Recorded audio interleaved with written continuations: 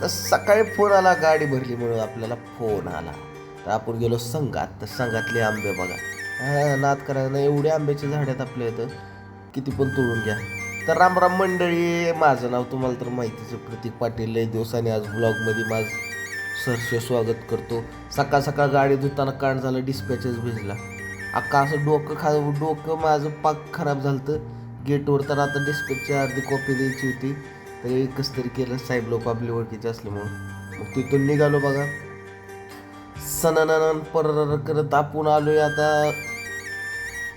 कुठं आलो असं सांग बरं. आपण आलो सांगली फाट्याला. सांगली फाट्याला आलो, सांगली फाट्याला थांबलो.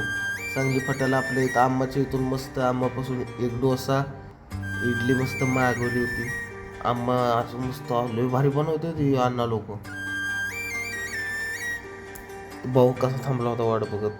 तर एका अम्माने आपल्यासाठी डोसा तयार केला होता. अम्माने आपला डोसा वाढला.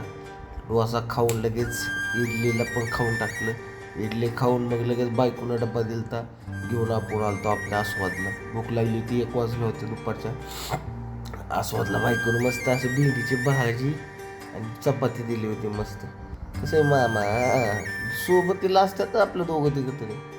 एक्सप्रेस कसलं वातावरण भारी झालं तर म्हणता. एक्सप्रेस ते बघू नका, ती बघायची गोष्ट नाही. इथं इंदर भाऊ झोपला होता, संघात पोचलो की माकड बघा कसं बघते, कसं हसते. इंदरला वैतागला होता जिंदगीला. इंदर म्हणत होता, तर मग दुपारची झोप काढून आपण आलतो मावशीकडे जेवलो, परत आलो का काही झोपले होते काही.